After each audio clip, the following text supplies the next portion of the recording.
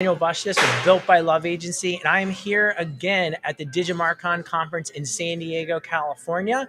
And today we have Marissa Friedman from Strategy Solved. Marissa, welcome. Hi, nice to be here. Absolutely. And so not only are you the event MC, not only are you a business owner, but also you're speaking on stage in about 20 minutes, right? In about 20 minutes, I am going on the stage. I'm sharing all the things. I love coming to this event because it's just a ton of different people meeting up, different stages of marketing and awareness. Yeah. And I love that there's like director level, there's the people thinking, the people doing. It's kind of a really interesting blend. And content's really awesome. Yes. Yeah, well, for those of us that are watching in our office or watching from home, Sure. Can you give them a preview, if they're not here, what you might talk about on stage today? So one of the things that I'm going to talk about is marketing dynamics and kind of the evolution of what is now. Like, here's the behavior that we've been used to for a ton of time. Yeah. Here's like the very moments in history when that was interrupted. And here's why we have to adapt in order to stay relevant, right? Because all marketing is relevancy, making sure that people find you, right time, right place, all of that verbiage that we've heard for 20 or 30 years. Yeah. The biggest challenge, though, is with a younger generation of marketers that are really thirsty for knowledge. They're rule breakers. And so they don't want to go A to B to C to D to E to F. They want to go from A to F. Yeah. And so part of this is teaching and helping them upskill and basically manage up to say, here's what we need to do in order to be relevant. And we get if you don't want to do this because it's scary. But at the same time, is that newspaper ad really working?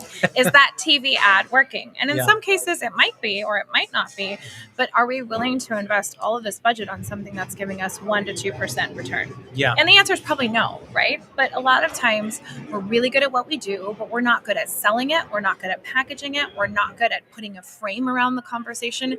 And we're not good at giving the context of why at this moment in time, everything is so different, and why the people that are succeeding, they are breaking the rules. They're doing everything out of order. Yeah. They're not even defining audiences the way that we used to. And part of that is like access to data and also limitation of data. Yeah. Right. This isn't 2016 anymore. So we've changed a lot of what we used to do.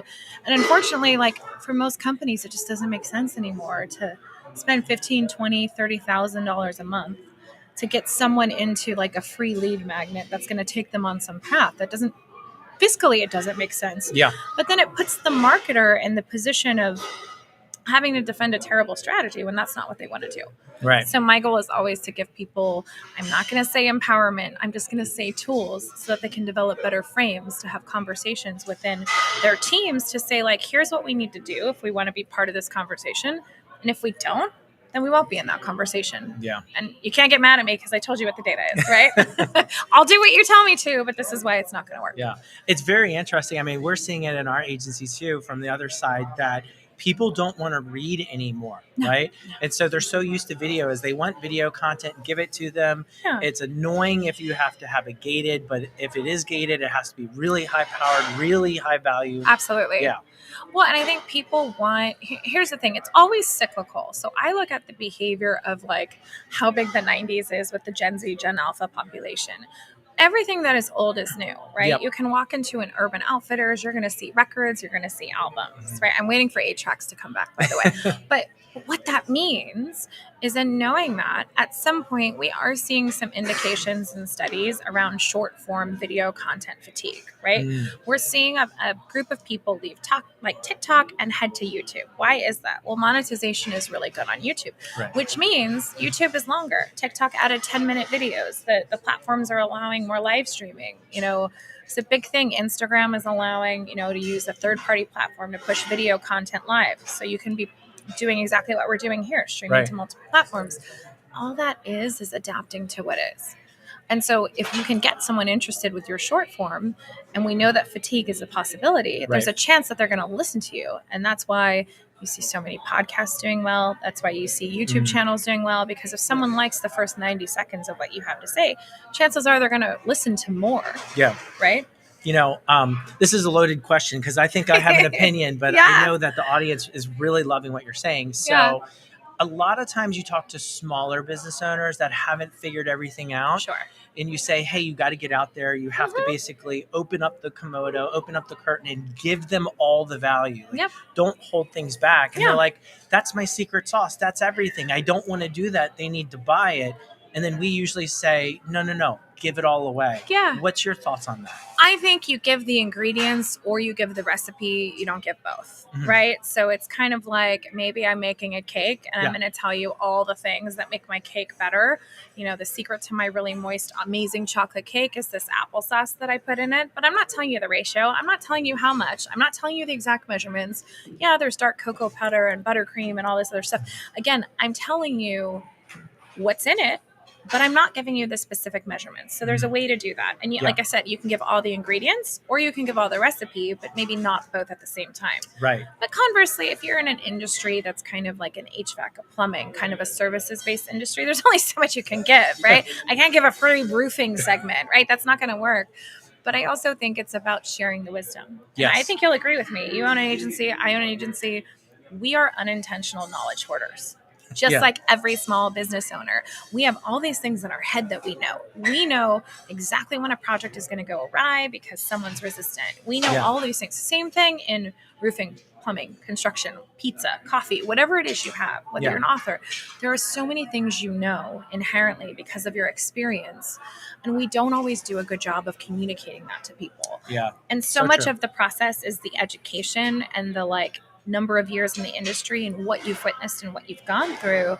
And whether you're a small business owner or a medium-sized business owner, you know, what if you sell windows or if you sell roofs or cars or whatever it is, there's experience that you have that will help people from preventing a mistake. Yeah. And sometimes what's natural to us is not natural to other people.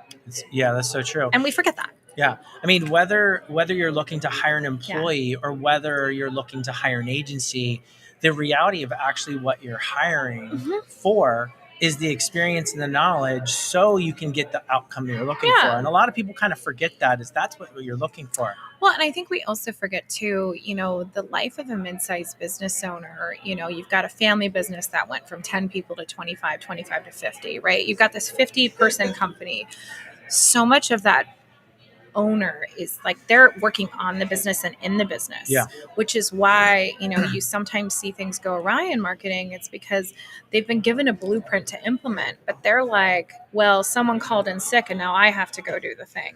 And so that's also just something to realize. That's why I think so much of the rise of the done for you, the done with you stuff, it works really well because that owner is having to be two different people, right? They're not at the stage yet where they can hire maybe a CMO, but that's why fractional CMOs, fractional chief strategy officers, when I started in this industry, no one even really understood fractional. Yeah. That was so you can kind of do it part-time. And I'm like, well, you can't pay someone 6 figures. Yeah. But we can do a portion of that. Right. And now you see fractional everywhere. Yeah. So that's kind of a big change too. Absolutely. I think it's dynamically changed the industry because exactly what you're saying is if you can't afford a $250,000 salary for someone that's going to go in there and do that, you know, you can pay a quarter of that and you're going to get the same level of value. And your business probably doesn't require someone 40, 50 hours a week to actually be in the business doing that for them. And I also think it's a really dangerous conversation to kind of always talk about well, how much is your hourly rate and all this. It's being efficient at what we do. We shouldn't be penalized because we can do it in 10 minutes. It took 10 years to be able to learn how to do something in 10 minutes. So there's this really balanced conversation. And I think what's fun to look at is that means hiring a fractional person is possible. Yeah. That means it's possible to interview an agency and find out what their needs are and what your needs are and see if there's a great fit in the middle. And also, you know, my advice to every business, mid-size, enterprise, whatever, is understand what your team is really good at, understand where they're not good, and decide do you really want to hire that in? Or do we want to have an agency that's their job, that's their function, that's what they do, that's what they live and breathe, they're on top of the trends, and we don't have to invest in that education for the team, right? Yeah. That's how the agency relationship works in a very beautiful way. Yeah. It is supplementing, you know, stay with your strengths, hire the weaknesses, right? And it's a beautiful conversation when handled well. Yeah, I love that. I always say, figure out your superpowers. Yeah. I mean, well, and I think a lot of times we just, the entrepreneur that starts the business that gets to 50, that gets to 100, right? Those teams change with those numbers. And the people that are driving the bus in those seats that are at 25 employees may not be the right fit when it gets to 50 employees, because the business is going to 1000%. change. And I think this is the conversation now that we're moving into, which is, I believe, counsel versus advice, right? Yeah. Counsel is like, advice is like your mom, your sister, your friend, your other friend that's a business owner kind of telling you like what they think, which is lovely. But it's not based in fact, truth, reality, or expertise, right? When you're seeking counsel, not opinion, you're going to the people that have done it and built it, and they're helping, like they're your business Sherpas. They're going to help you get through that. And a true kind of coach or an outsourced person to help you, they're not really like telling you what to do per se. They're just helping you wrap the business case and helping you figure out, hey, I've got two places to go. Yeah. Based on what I know and based on what you've done, how can you help me and which way is the best, right? Absolutely. And that's where I think it gets exciting, because that's why we come to a conference. Absolutely. We are seeking counsel, not opinion. We are looking to experts that are working in the industry that can help us make sense of the SEO, SEM, CTA, WTF, right? Like it's just like our industry is so acronym heavy, right? Yeah. Like it helps alleviate that pressure. Well, I know I've taken a lot of your time, and you've got to get on stage. Absolutely. So for the people that are listening and fascinated by this conversation, first and foremost, who are the kind of clients that you can serve best? And then where can they find you online? So what usually happens is I call it like marketing PTSD. Usually you've had a terrible engagement with a marketing agency or a marketing initiative, and you can't figure out what went wrong, but you're very scared to make an investment. So a strategist like me is going to come in, and we're going to do the postmortem. We're going to dig around. We're going to find where the bodies are buried, and we're going to figure out, not blame, but we're really going to look holistically at like, hey, was it team? Was it lack of responsiveness? Did people not do what they were saying that they were going to do? And who was monitoring and measuring this project's success? So once we come in and do that work, what I'm really looking at is, if I've done my job, someone gets a beautiful audit, a recommendation, and then we provide tons of research, right? So that's the preliminary phase of an engagement. And then I determine like who in my business Avenger crew is the best person for them. And I think in this model, kind of going into 2024 and beyond, everything is about co-creation. Everything is like a collective. Yeah. So I look at it like, I don't need it all. I'm just really good at figuring out strategy. Part of this is I was in global operations for a software company that did analytics.